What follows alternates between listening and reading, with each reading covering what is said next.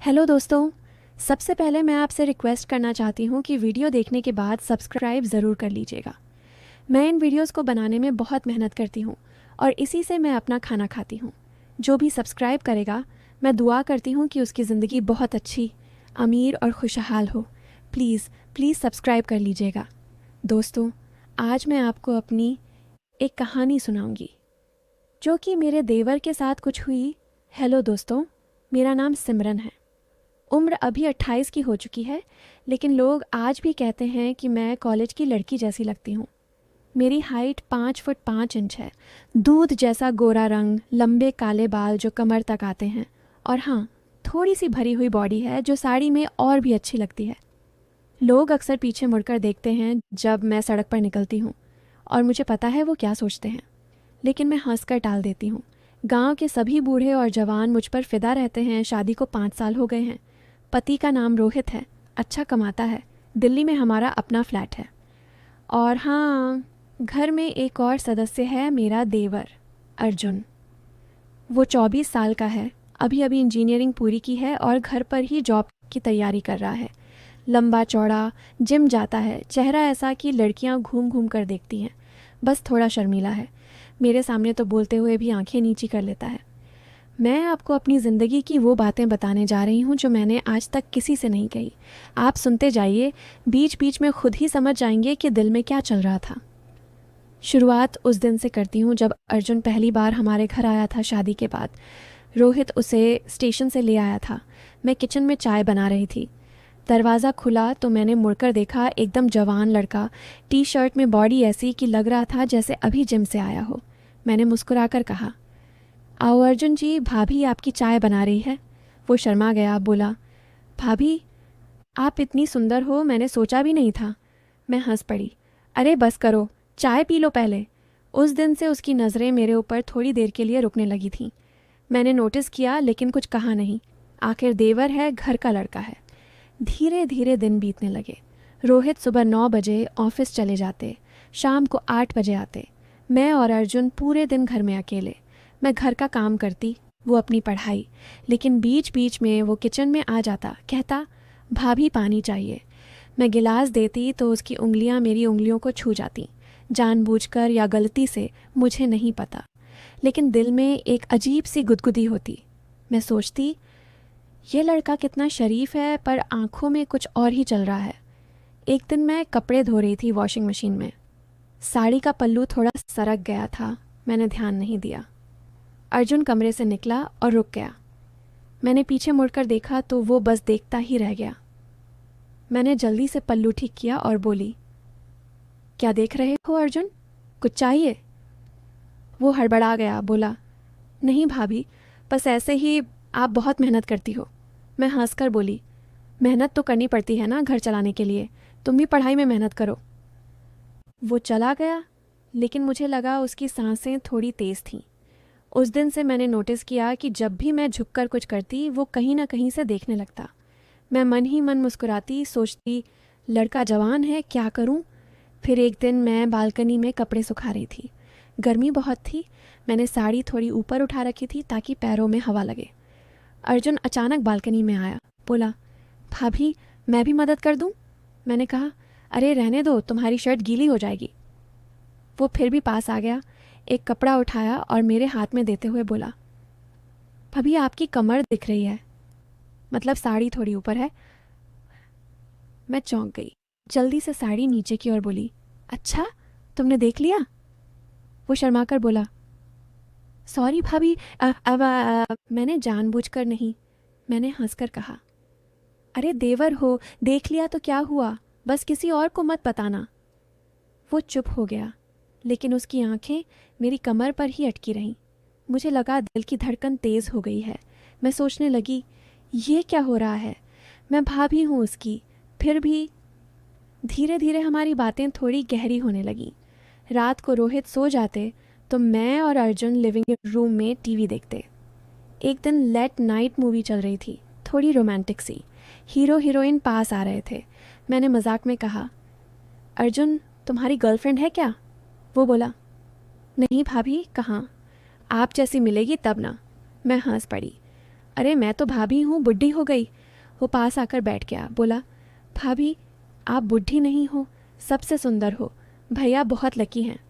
मैंने उसकी तरफ देखा, उसकी आंखें चमक रही थीं। मैंने कहा, बस करो, कोई सुन लेगा। लेकिन अंदर से अच्छा लग रहा था। एक शाम मैं किचन में सब्ज़ी काट रही थी।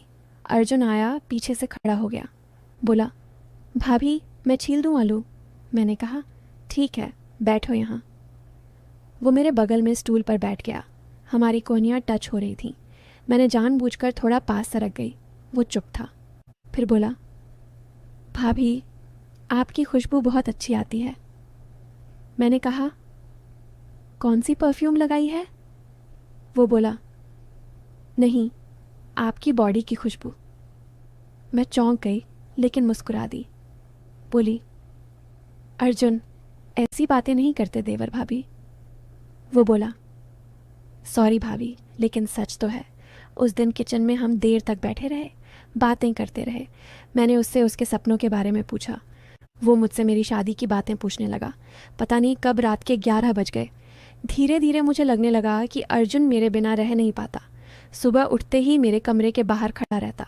मैं जब नहाकर निकलती तो वो दरवाजे से झांकता। एक दिन मैंने साड़ी बदल रही थी, दरवाज़ा ठीक से बंद नहीं था। मैंने ब्लाउज़ उतारा ही था कि मुझे लगा कोई देख रहा है। मैंने मुड़कर देखा तो अर्जुन भागा हुआ गया। मैंने कुछ नहीं कहा, लेकिन दिल में एक अजीब सा रोमांच था। मैं सोचती, ये लड़का पागल हो रहा है मेरे लिए, लेकिन मैं क्या करूं, मैं भाभी हूं। फिर एक दिन रोहित को बाहर 3 दिन के लिए जाना पड़ा, सिर्फ मैं और अर्जुन घर में। पहली रात मैं डर गई थी अकेले। मैंने अर्जुन से कहा, अर्जुन आज तुम मेरे कमरे में सो जाना, मुझे डर लग रहा है। वो खुश हो गया, बोला, जी भाभी जैसा आप कहो। हम एक ही बेड पर लेट गए, बीच में थोड़ी दूरी। लाइट बंद की। मैं करवट बदल रही थी, नींद नहीं आ रही थी।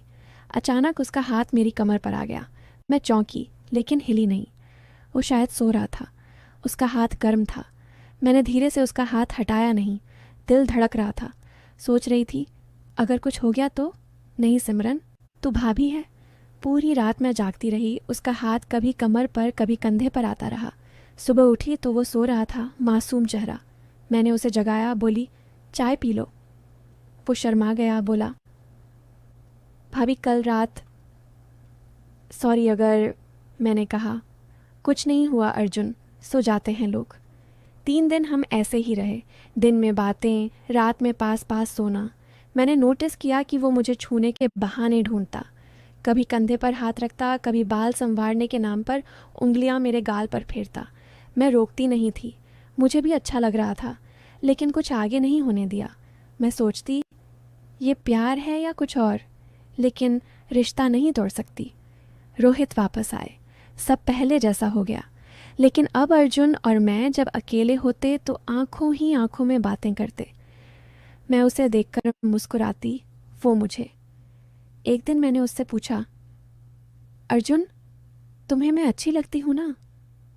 वो बोला, भाभी आपसे ज़्यादा कोई नहीं। मैंने कहा, लेकिन मैं भाभी हूँ तुम्हारी। वो चुप हो गया, फिर बोला, मुझे पता है भाभी, बस दिल नहीं मानता। समय बीतता गया।